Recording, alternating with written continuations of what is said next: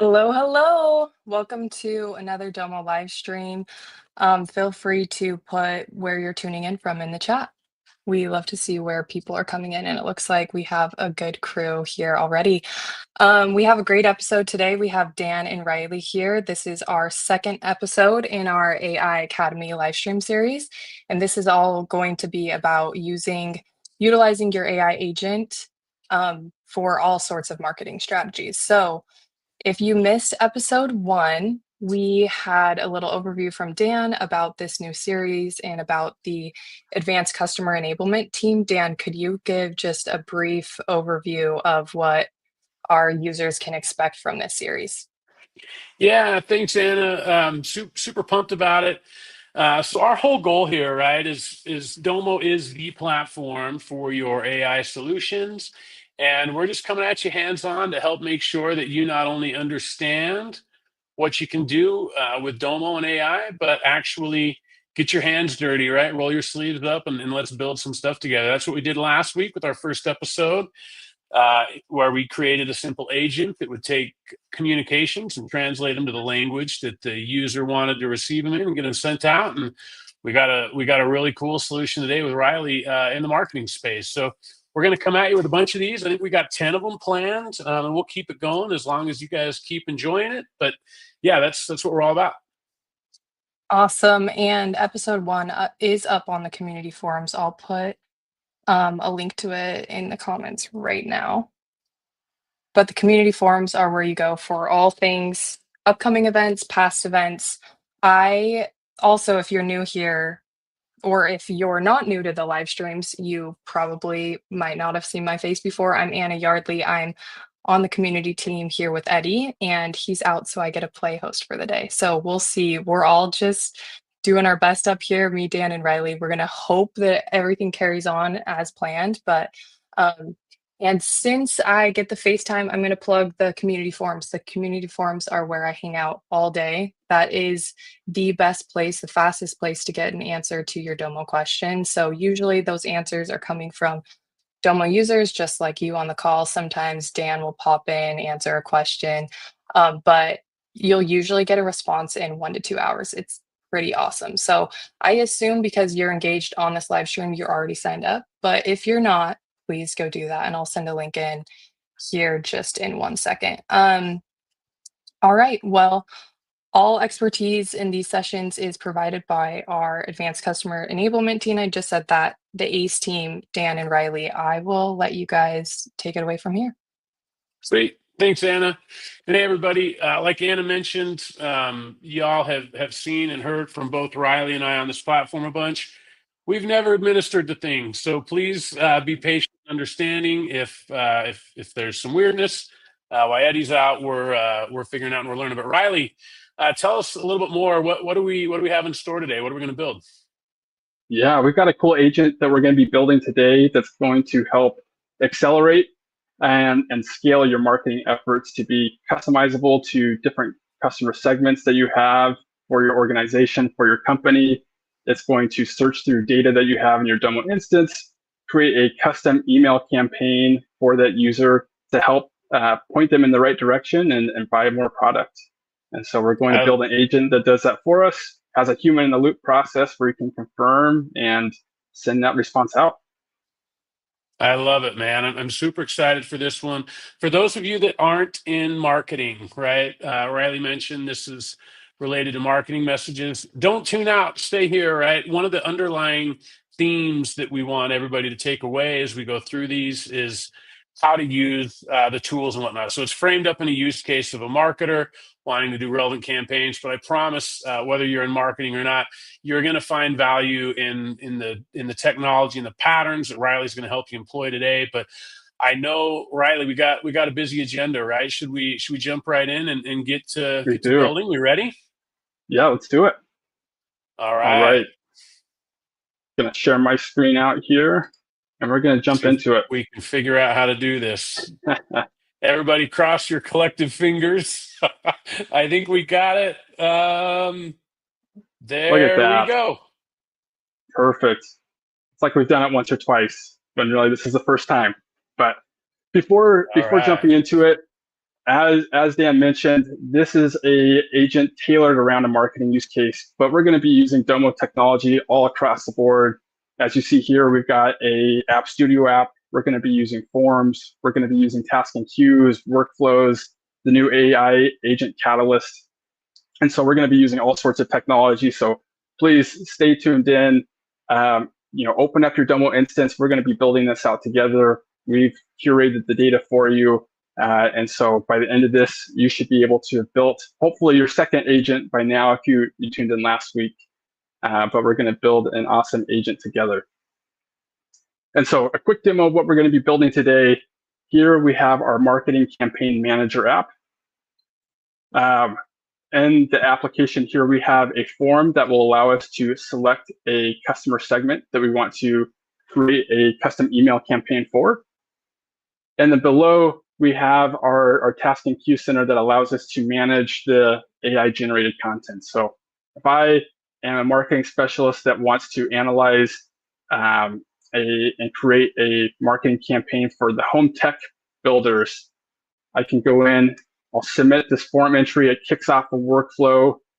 In the background, we've got a workflow running that goes through, uses our agent Catalyst, prepares this email, and then we're using our tasking queue center as a way to allow us to view the email subject, the email body that's all AI generated, and then determine whether to send out that email or delete it if it's not applicable anymore or if we don't want to use it. An example of that end output we have here, it's going through, it's scraping data from different Domo data sets we give it access to. It's looking at discount codes that we have to offer. It's looking at our product lists, our activities, and it's really thinking strategically about the user group or the customer segment that we're giving it access to, and really trying to get in that mindset and see what we can do to help that end user get what they want.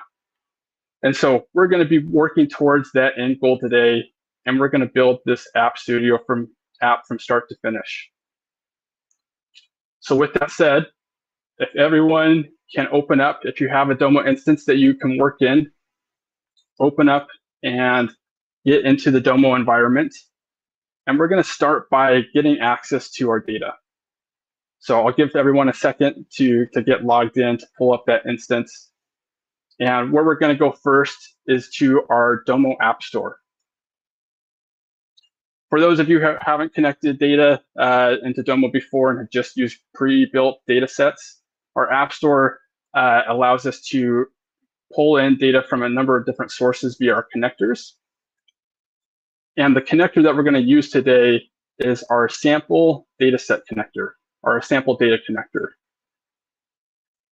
This data connector gives some example data for a bunch of common schema and data sources that our customers use. So if you're getting familiar and you're trying to build out sample dashboards or use cases, you can use this connector to get access to additional data. And so we're going to open up our sample data connector. We're going to go to this orange button to click on Get the Data. And it will take just a second to load all the data sources here. But when it loads, we are going to search for Moto retail data. And this is an alphabetical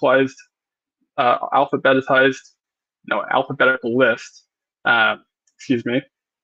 And so we're going to go all the way down to the M section here into Moto retail. And then once our reports load here, there are going to be 4 data sets that we're going to use. And so first one that we're going to pull in is our customer segments data set. I'm going to give this a name, customer segments.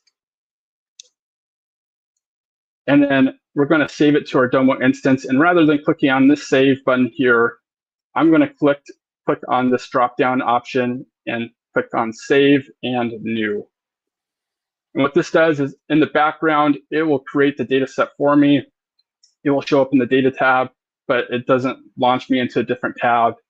If you accidentally clicked on the save, no big deal. Just go back to the App Store, search for that sample data set connector again, and we're going to pull in our next data set. So we're going to go back to Moto Retail.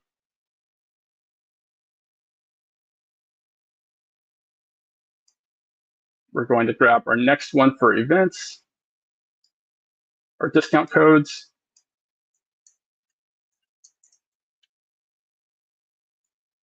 Save and new. And we're going to do this 2 more times for our next 2 data sets.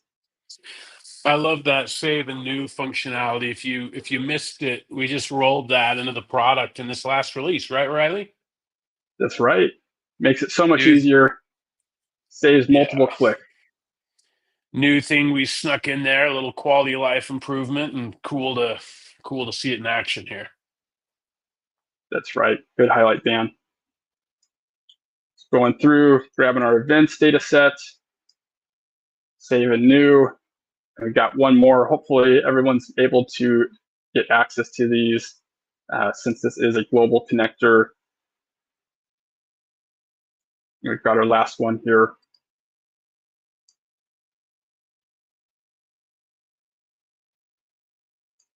For product list. Now, in a real world use case, you might have additional data sets, right? You can connect our agent to as many data sets as you want. This is just a simple example of common data that a organization might have available and that we might want to feed to an agent. But it's not limiting to only these 4 data sets and this particular information. So now that I've done that, you'll notice I've got our 4 data sets here. Just as a quick recap, as your data might be loading or as you're finishing up that connection. Our customer segments include segment names, descriptions, average spend per visit, some information that is useful to understanding this type of buyer group. Our discount codes are all of our active codes for specific offers, minimum purchase amounts, expiration dates, categories that they are tied to. Our events data has information about things that we're throwing on as an organization, different activities that people might want to come by down to the store and visit when those things are happening. And our product list is just a list of all the products that we sell at Moto Tech Retail. Now, Riley, real quick, I think it's worth clarifying for these guys. We're using this data together, right, so that we can all follow along exactly. But in the real world, this should be really easy for these users to replace this with their real data sets, right? Obviously, with our sample, our goal is to emulate what they've undoubtedly already got in Domo. Yeah.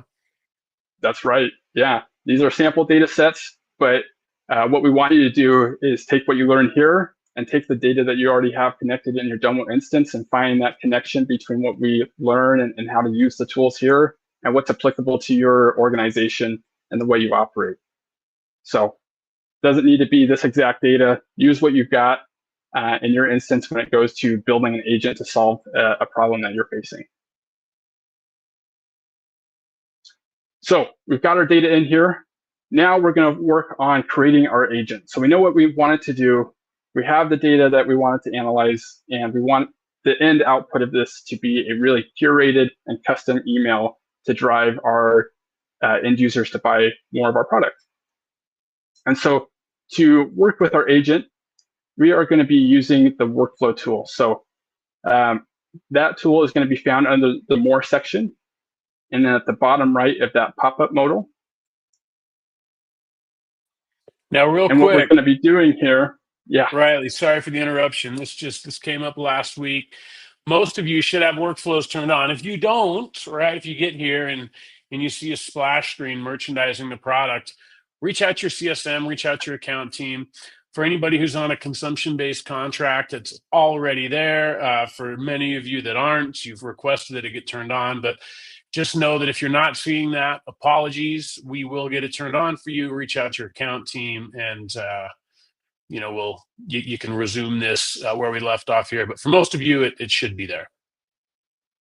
That's right. Thanks, Dan. And this will be recorded, so if you need to come back to it once the tool is turned on in your instance, we will post this on a number of different sites, so you can always come back and finish through with this project. So once we open up workflows, we're going to create a new workflow for our agent. And I'm going to name this our AI marketing agent. And it's going to be version 1.0.0.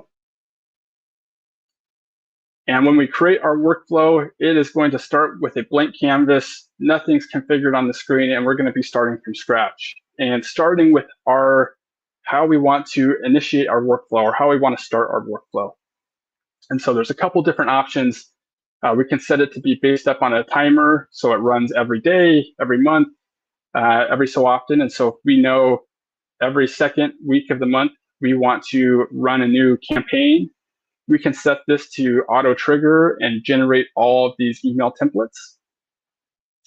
For our use case, we are going to not use the timer. And so you might need to delete that start depending on what showed up.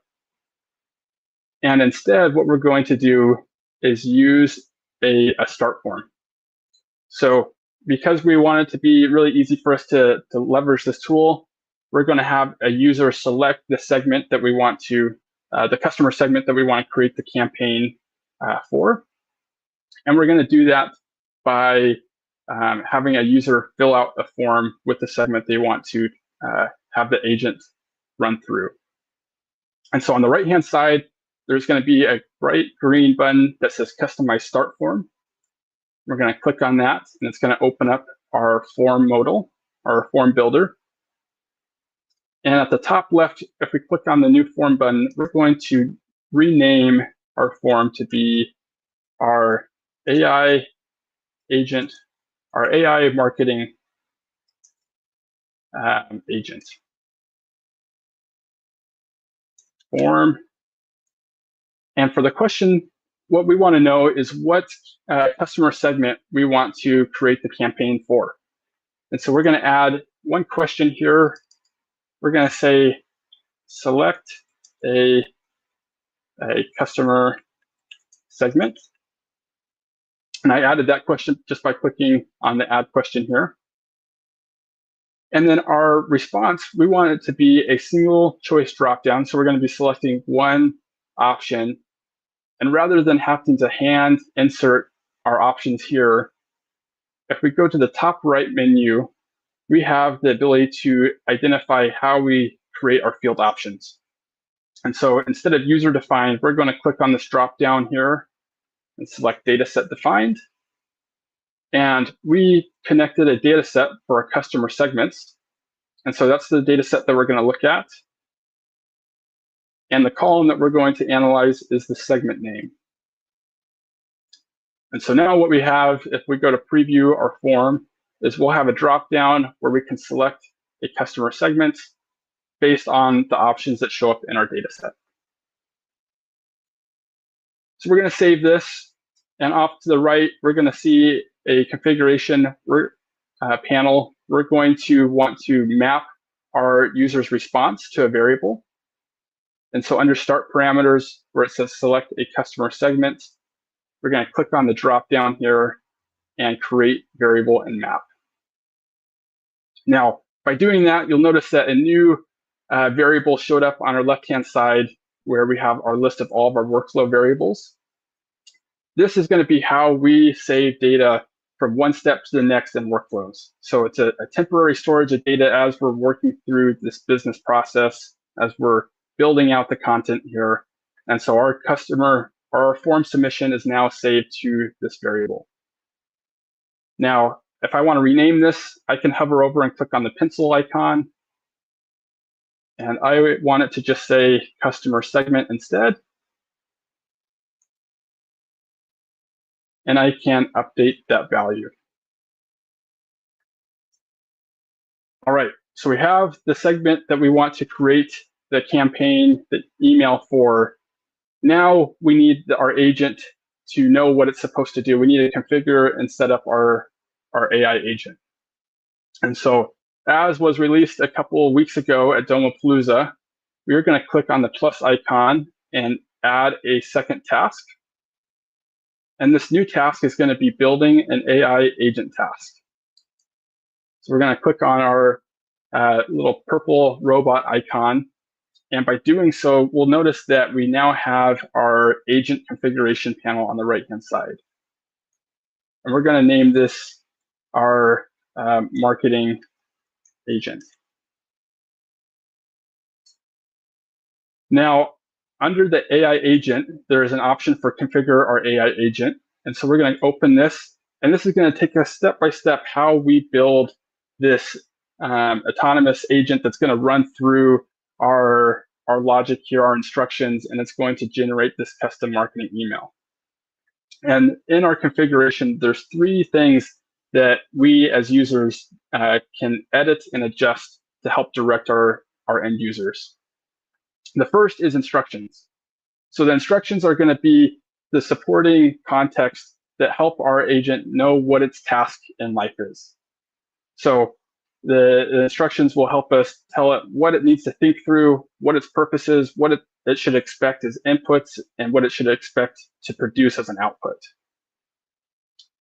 Our parameters, we have an input here, and this is where we get to pass through our dynamic variables from our workflow. So from one execution to the next, we might be analyzing a different segment, and we might want to create something different. And that's where we get to pass through the dynamic values that are unique to each run and the context with those values. And then for the output is where we get to define what type of data structure we want to take after our agent runs. What are the data points that are valuable to us? So for our instructions, I have created a set of instructions that we're going to copy and paste in, and we're going to walk through these together. So even though we're using pre-baked instructions, don't worry, because I'll explain what the logic is with this. Hey, Riley. Okay, perfect. I was just going to suggest you drop them in the chat. So for those of you who can see the chat, he's got a copy of the instructions there in each of those 2 comments. It looks like it was long enough that it broke it up into 2 comments. All right. Or potentially more. So thank you. Yep. No, thanks, Dan. So if you can grab and copy and paste both of those comments in, combined, they're going to help us. And it looks like maybe even the second one did get cut off. So I'll look at where the cutoff was for that. Looks like we got through about half of it. And I'll copy and paste the last little bit of the instructions so we can finish it off. Yeah, sorry about that. Apparently we got a character limit there. It looks like you just got, so we should have, what do we got, Riley? We got 4. One that starts with "You're a creative," one that starts with "This insight," one that starts with the number 4, and then one that starts with "NG" is the last half of engaging. Riley, those 4 comments, if someone copies and pastes those all go in the instructions windows. Is that correct? They do. So, okay. And if there is some information still missing, I can paste it a little bit more clearly, maybe step by step instead. But if we're walking through and start pasting in those instructions, it looks like I'll go back through and paste maybe the ending of 3, section 3, because it looks like that was missing. Thanks for being patient with us, guys. It looks like Riley, it looks like we need to complete the sentence, "Optionally include complementary items that work well with T." So why Riley grabs that, obviously the instructions that we're going to use here, it's designed for you to follow along exactly. I think the important thing for you to understand is Riley's explaining is with this, when you're building these AI agents, and yeah, there we go. We just got it there in the chat. The last of that is just that you want to give it a really good explicit set of instructions. Exactly. So I am going through and breaking it down into more smaller bite-sized chunks. So it should go a quick description, and the first section, and then items 2 and 3, 4 and 5, and then the last one is going to be 5 or 6 and the final output. So thanks for bearing with us as we send over the instructions so that hopefully we can get a good output here. Walk you through, as everyone copies and pastes those in, walk you through the instructions. The way that we have it formatted here is the first paragraph is really describing the function of our agent. So you are a creative and strategic marketing assistant for an electronics department store called Moto Retail. Your task is to write a fun, persuasive, and relative marketing campaign email tailored to the selected customer segment using the provided data sets. So that's the overall thesis of what this agent should do. Underneath, we have set out a strategy and steps that it might want to take in order to complete this. So our first one is that it should probably understand the customer segment. The second is maybe based on the customer segment, it makes sense to select a discount code to put in an email. But we do have it as optional. So if it doesn't feel like that's the right move, it doesn't have to do that. And so this is where it gets to think strategically and creatively about what fits best for that segment. We also give it the background of relevant products that it might that the customer might be interested in. Same with store events and activities.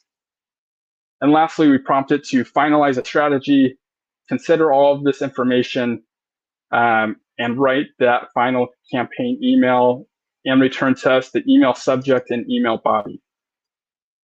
So with these, do you have to be as detailed as what we have pasted in here?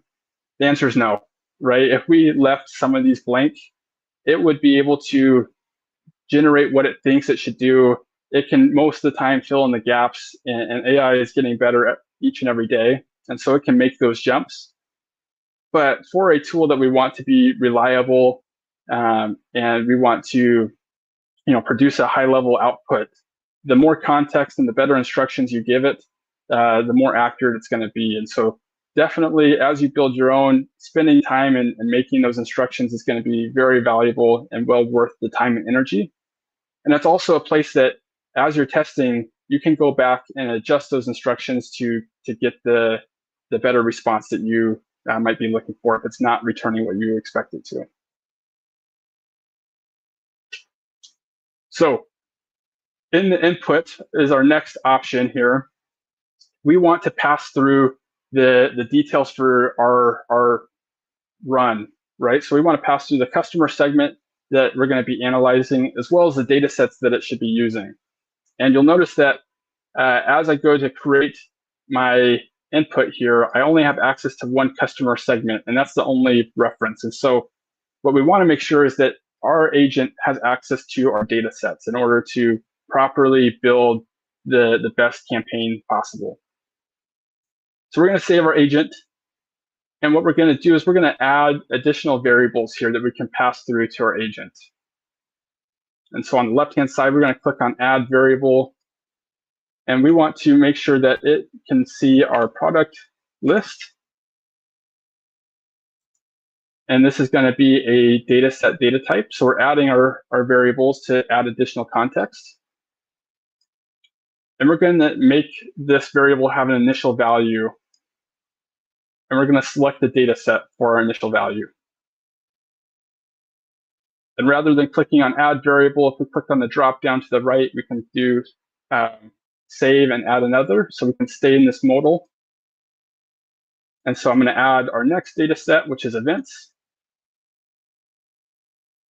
Go down to our data set data type and add an initial value for our events data set. We'll save and add another, and we're going to add all 4 of the data sets that we connected. So the next one would be discount codes.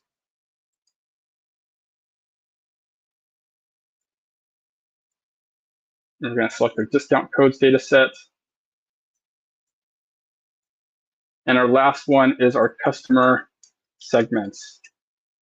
And be careful to not name it the same. So I'm adding an extra S because it's looking at multiple segments. It is going to be a different data type, so it wouldn't throw you an error, but it will just be easier to know which one's which when using variables. And we're going to tie that to our last data set here and add variable. So as far as the context that our agent has access to, we now have our customer segment, which is the single segment that we're going to be creating the email for, as well as our 4 data sets. And now we want to go back to our AI agent. We're going to edit our agent, and we're going to pass through a input with our new information that it should have access to.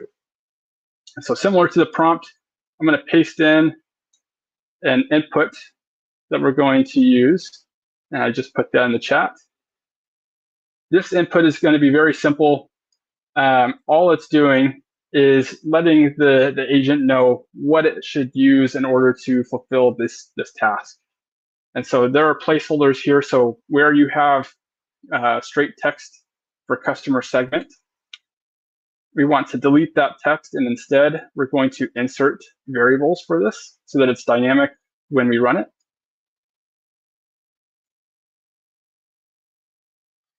So what we're doing here, right, and the reason why Riley chose to add those data sets and things as variables, right, is because variables can house different contexts. And by choosing those data sets from the variable picker, right, it allowed Riley to get a really nice data set picker where he didn't have to stipulate, data set IDs and whatnot. If you wanted to, you could put the data set IDs in here as opposed to passing the variables in. But what Riley did was a pretty elegant hack at giving an easier way to give the prompt access to that information, which oftentimes is dynamic. In this case, it's static, but again, by housing it in a variable, it allowed Riley to have that nice picker where he was able to choose which data sets he wanted to give it access to. Yeah, thanks for that context, Dan. And that's the case is oftentimes these aren't static values that we're passing through. These are going to be dynamic. So when creating our input and our prompt here, it's important that we think about making sure we can pass dynamic values in, so it's going to be as flexible and agile and scalable as possible, rather than trying to hard code in and manage updating data sets and data set IDs rather than the variables, which can easily change. So after you've selected those, we have now customized our inputs. And the last thing that we can configure here is, what do we expect from our output? Now, what we've described that we want is an email subject and an email body. And so for our output, we're going to edit what it expects for our output parameters, and we're going to add we're going to map 2 child names here, one being our email body. I'm going to have this be camel case and match what we have specified in our instructions. And our email is going to be text. And then the second one that we want is our email subject. And this is, once again, going to be text. So these are 2 things that our agent is going to be creating custom for our segment. And so if I wanted to, I can add a description as to what these are. These are pretty self-explanatory, so it's probably not needed. But just for additional context, I'm going to let it know. And for those of you that missed the step here for editing the output, if you hover over the agent response, there's the pencil, and you can edit the inputs or the child that are going to be created from the output. So just a little bit of quick context for those of you that are new to workflows, right? Every step in a workflow has got input parameters and output parameters, and those take variables, and they'll take the values from the variables, or in the case of an output, put the values to the variables. So what Riley just explained is this function, this AI agent task, is going to give us back an object. And by defining that object or telling it what children we want, like it says in the message there, the AI is going to understand exactly what it is that you want back, in this case, an email body and an email subject, it's going to return those as children inside of that object so that those are defined and they can be called on later on as you work through your workflow and want additional steps. So defining that object is key in helping the AI know exactly what it is that you need to get out and what type, how you want that data structured for processes downstream in your workflow. Perfect. So now that we've configured our general configuration here, we are going to move to our next section, which is our tools. So in order for our agent to do what we've asked it to do, there are some things that it needs to have available to it in order to accomplish those things. So we need it to be able to write the email. We need it to be able to think out loud of what it's trying to accomplish. It needs to be able to query our data and our data sets that we gave it access to. And so it's important for us to think through, if we were to do this ourselves, what would we need to do in order to create that email and understand what's going on. And so at the top right in our tools section, we're going to add a tool.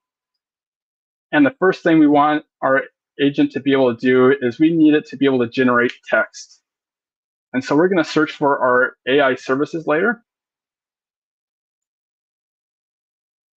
And in our services, there are a number of different functions that we have available. And the one that we're going to use here is going to be our text generation, which is the second one down. And so we're going to click on this as a tool that we're going to use, and we're going to add the function here at the bottom right. And it's now added it to our tool belt here. We also want our agent to be able to query data sets in our environment. And so it needs to be able to look up the data in all four of those data sets. And so if we type in query or Domo data sets, we can look at the Domo data sets functions. And there is one in here that is query with SQL. And we're going to add that function as well. So this is a fairly simple agent. We're only giving it two tools. We're giving it the ability to look up data and then the ability to create content off of that data. If we wanted to, we can click on our tools here, and there is the ability to add additional metadata here. So describe what this tool should be used for. You can rename the title here to get really specific. You can give a description of why or what the inputs are and what the tool should be used for. All of this information is going to help nail in and make sure your agent runs as efficiently as possible. Now, we're not going to, because this is such a simple agent and text generation and query with SQL are both fairly simple, we're not going to adjust this, and we're just going to leave it with the default description that it has here. But if we needed to, we could always go back through and add additional context here. And now we get to our testing. So how do we know that this agent is doing what we want it to do and what we expect it to do? This is where we can run a sample input and run this and test what is output in the response here. So to do this, I'm going to go over to our input, and I'm going to copy everything in our input so it's accurate and matches what we would do in a production environment, in a production run. And I'm going to paste it here in the chat. Now, I gave some weird spacing, so I'm going to just clean up some of this, although it won't matter. And then what we wanted to do is it's not going to be able to search up anything with these variables. And so because I have done this before in preparation, I am going to run through quickly and link in our data sets here. So this is where Dan was saying we could hard code in our data sets and data sets IDs, and this would be able to run. What I'm going to do is I'm going to quickly go over and grab our data set IDs here for each of our data sets. That was our product list. Events, and if you're trying to debug as well, going back and forth here, and you can debug after if you want to run the test and see how it operates here. Dan, I see you join me up here if you want to add some commentary. Yeah, I was just going to say one of the what Riley's going through here, right, is we're simulating what that input is going to look like, right? When you actually run your workflow, it's going to have values, and those variables are going to be populated, and it's going to pull them in. As of right now, when you go and do your testing, you do need to simulate all those contexts by including them in here. So apologies about that. I know finding data set IDs and URLs isn't the most fun or exciting thing, and I wish all of your data set IDs were the same so that we could just include them in there. But due to the nature of what they are, they're all going to be unique. So if you don't want to follow along with running this testing, this would be a good time where you can just observe what Riley's doing and understand that when you do run your workflow, when you do spin up your agent, it will have all the appropriate contexts. And if you want to save going and hunting and pecking for all of those data set IDs. Yeah, thanks for that, Dan. So yes, it's a little bit tedious in order to grab those data set IDs. It makes it much easier to do the testing. We could deploy this and test it with a deployed version to see how it runs, rather than creating multiple versions. This can be a great way just to see what the expected output is. And it's going to take a second to run through here before it generates our output. Because this is simulating with, if this were the input in our deployed workflow, how would the agent run, how would it output, and what would be shown. So this will give us an accurate representation of what we should expect when our agent finishes. And so this will take just a second. But the nice thing is you can go, and if you want to test out different values, if you save this input, you can easily test and simulate with all sorts of different combinations, different variables to see how it works.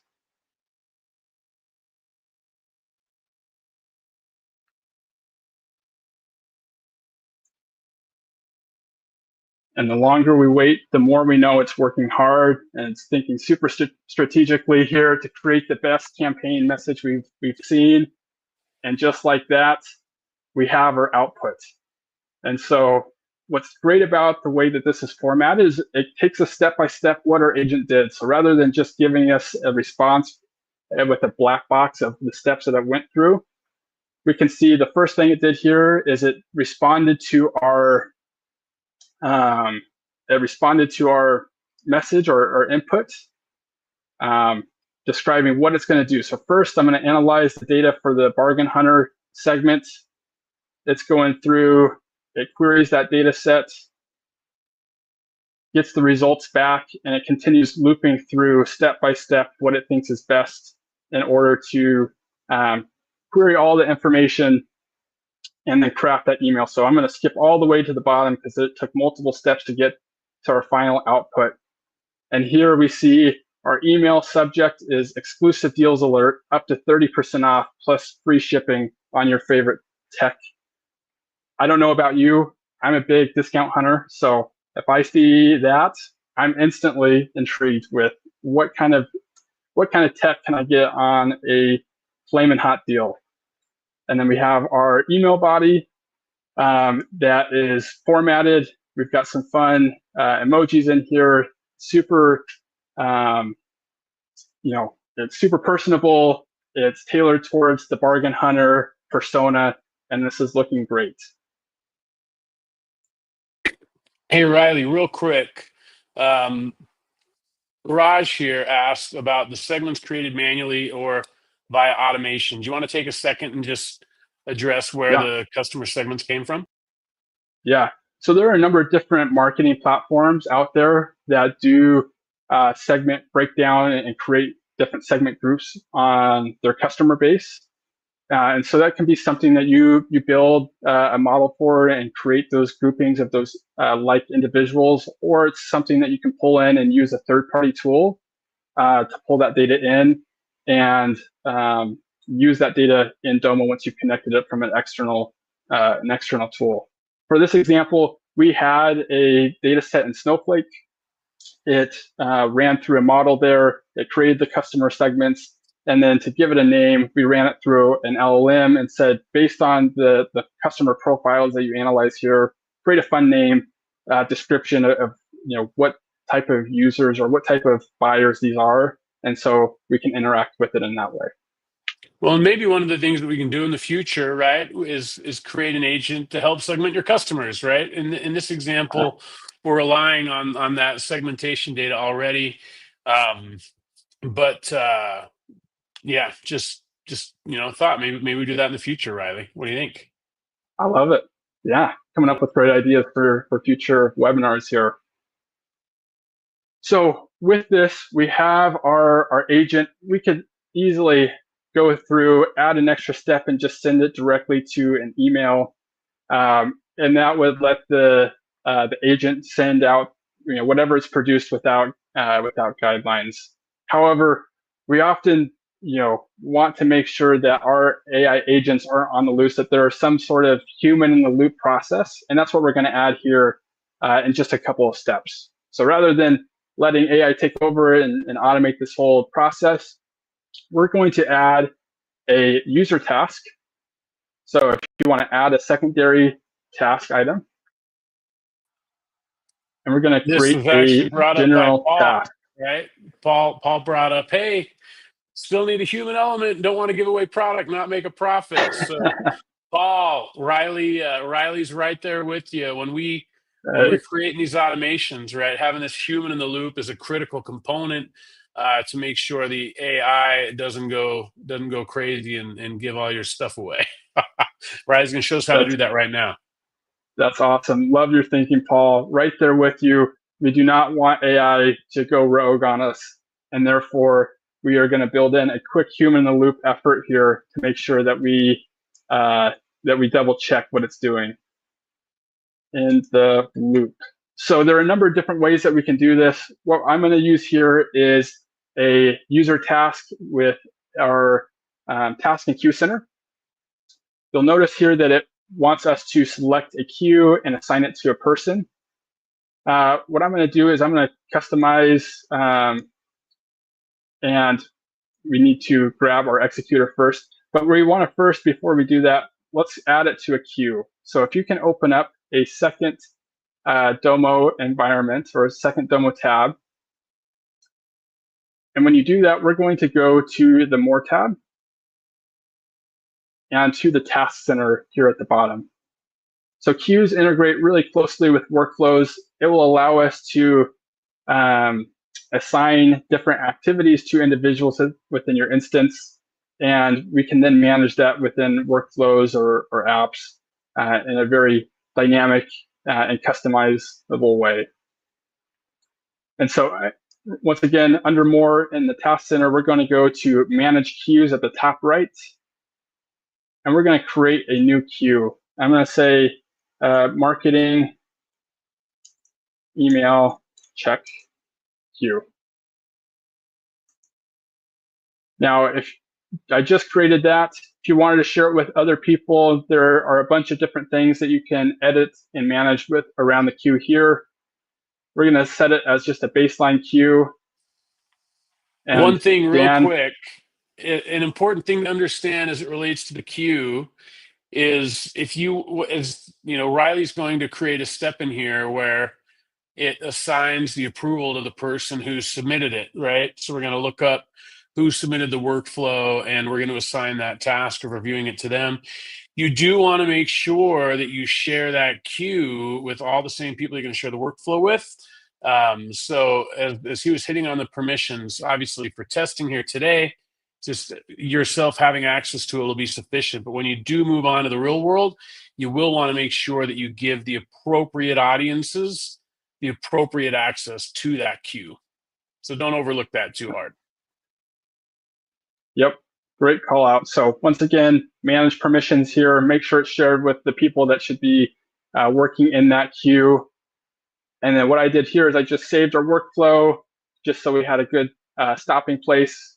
And then what I'm going to do is we have this marketing review or marketing email review queue created. And that's the one I just generated. And to Dan's point, we now have to assign this to someone. And so what I want to have happen is whoever wanted to generate the campaign, we want them to be the one that reviews this because they're going to be in that same work cycle. They just generated it. So we're going to add a step in here between our start and our agent by clicking the plus icon. And then we're going to search for a function at the top called get executor. And what this function does is it gets the person who submits the workflow start form. And so it's a really simple function that has an output here that we can create and map. And that output is a person. And instead of having it assigned to no one here, we can assign it to our person that submitted the form.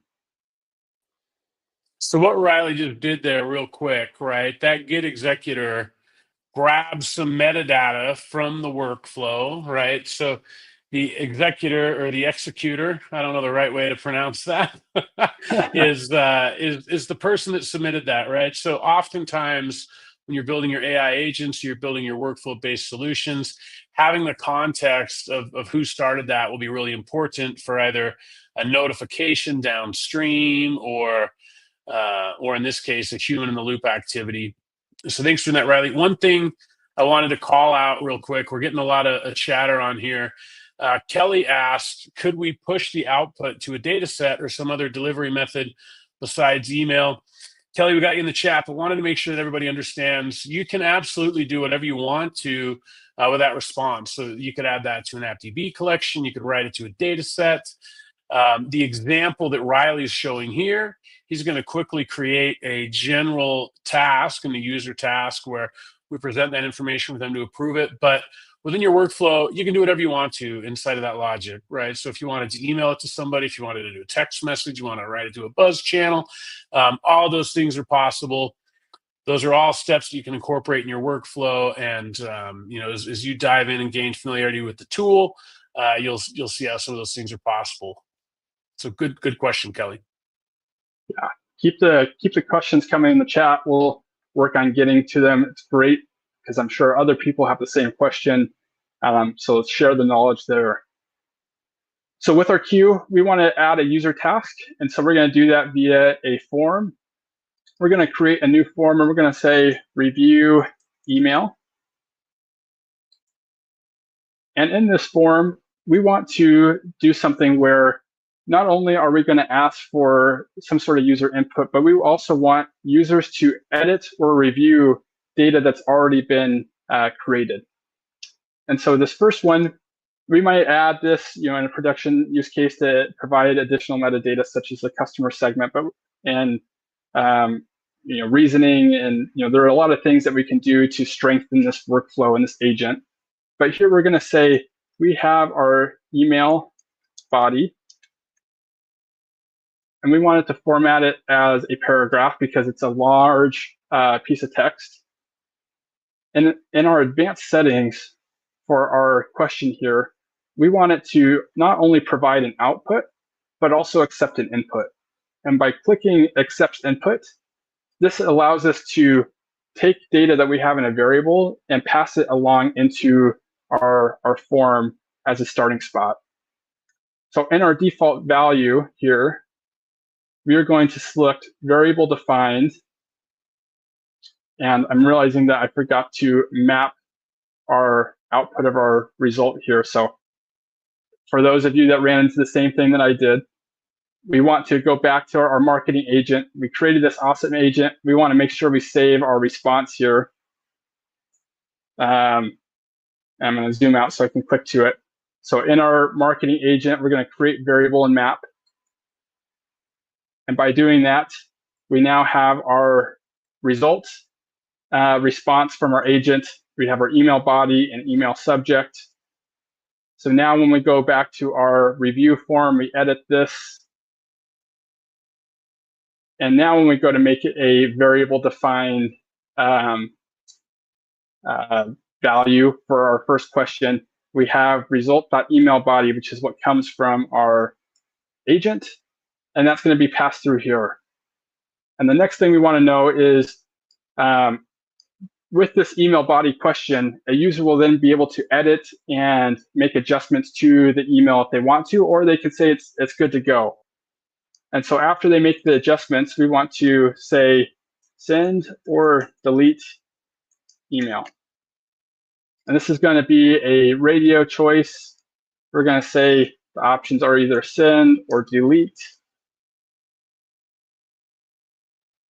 And we're going to save our form. So what that gives us the ability to do is someone can go in and edit our email body, and then they're either going to send it or delete it.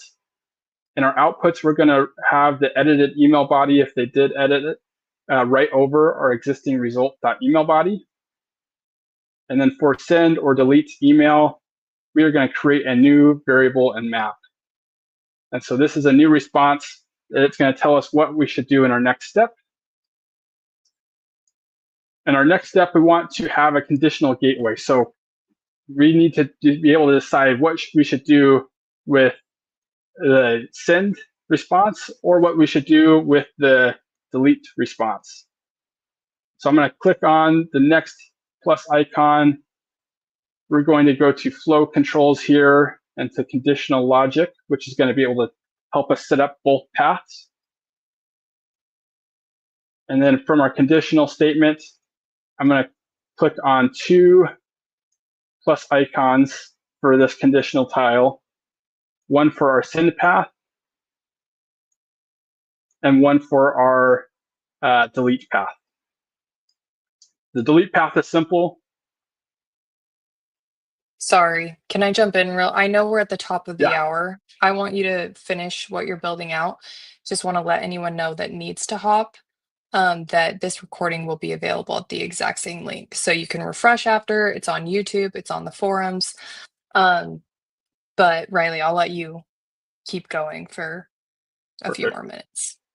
Sounds good. Almost there. So I appreciate the heads up. And once again, as Anna mentioned, this will be recorded. So if you need to jump, come back and watch the last little bit here as we wrap up.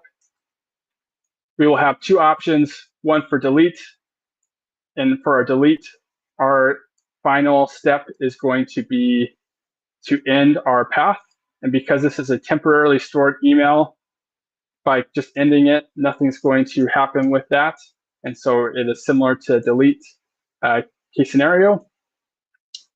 And for the send path, we're going to say send it. We are going to connect a new function that ties in a Domo notification. That notification can be a number of different things. If we wanted to send it to a group of users, to a single person, we're going to send it to a single person just for our testing. And we're going to add our automation. On the right-hand side, we're going to configure quickly the input parameters here. So we're going to have it send to our person that submitted this, just because that's going to be us in our testing. Our email body is going to be our result.email body, and our subject is going to be the result.email subject, which both are AI generated. And then we're going to end our workflow. Now I'll type in end. And for our conditional send or delete. So Riley, now, obviously in this case, and I think you've got to define your conditions, right, out of that conditional gateway. But in this example, right, he's going to come in here and you can watch him stipulate how it determines which path it goes down. We're just doing some testing here, right? So we're going to send this to ourselves. We're going to take that value from that person variable, and we're going to use that as who we're going to send it to. In the real world, right, you're going to have a step in your workflow where you're going to look up who, the email address of the person that we want to send it to. The key takeaway we want you to have and understand here is how we can use that logic, how we can use that AI agent task. And Riley, do you want to explain real quick what you did there with your conditional gateway? Yep. So there are different types of ways of setting up conditional gateways. You can do a basic test or an advanced one, which has an equation. Here we're doing a basic test where we're seeing if our form response is equal to send, we're going to go down this path and send our email. If it is not, we're going to have our default be to delete it, meaning that we're not sending out what AI created. And therefore, either one of the options is going to have to be what happens. And if it's send, we send our email. Delete, we do nothing. And now, if we have finished our workflow, we can validate that everything is set up correctly. We only have optional parameters here, so we can now save and deploy. And to run this with our workflow, you can click on the green play button, which will open up that form. Or to quickly set up a custom app, App Studio app, you can head over to our App Studio section, create a new app, select the theme here. And I know I'm going fast, so hopefully you're following along. And we can drag out our workflow that we just created, which is that workflow start form. Mine was called marketing agent. And now we'll add our form here. And we can add our queue, which is our marketing email check. And those are both components under the content section. And just like that. One call out here real quick. If you're like me, you're going to be tempted to drag form on there because ultimately you're adding as a form. If it is a workflow start form, like we are in this case, grab that workflows widget. I've made that mistake before, and but Riley, love you how you're showing them how to get both the queue and the process to start inside of App Studio. Yep, and just like we demoed at the beginning, that will trigger our workflow. It'll add to our queue here in just a second. Obviously, you can adjust the app and the design here, but that is our marketing agent. We will then be able to run through this, edit our queue, and we have built a end-to-end AI agent that helps us create highly customizable marketing campaigns, things that we would take us a long time, hours to go through and create 5 separate super custom ones, and an agent can do that in seconds, and we can review that and accelerate our what we're able to produce. So, Riley, this is awesome. So you selected a customer segment. Right now, your agent is at work creating that email body and whatnot, and we're just waiting for its approval to show up in that queue. Is that right? That is right. So in a second, just like we had here, when we submit, these will start to populate with our email subject, our email body, and that whole human in the loop process where we can then say send it or delete it, and we'll get our email if we click send, or nothing will happen if we click delete. And that's the beauty of the human in the loop, low risk, high reward for letting AI agents help in this process. I love it. Paul asked about incorporating the historical results of these agent marketing emails and the logic. I absolutely love it, man. There's so many things that you can do about understanding, open rates, advanced customer behavior beyond that activity. So I love where your head's at, Paul. I know we've gone a little bit over. Like Anna mentioned, you guys can all catch this recording at this same link, but Riley, it looks like everybody's a fan of what you did here. We're getting lots of Aaron thanking Team Domo, super terrific. Kelly is excited about the season finale and all the episodes in between. We got Colt, we got Mike, we got lots of love for what you did there, Riley. So great work, Anna. I know we've got more episodes. Do we have a registration link for episode 3 that we can throw out to these guys right now? Yes, here's a QR code, so you can do it directly from your phone, and then I'll put a link in the chat as well. Yeah, we're going to hear from Greg next time.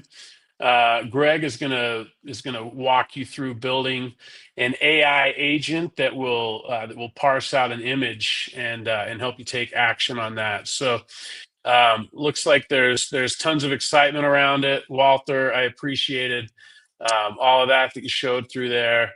Donna, lots of love coming through. So Riley, great work, man.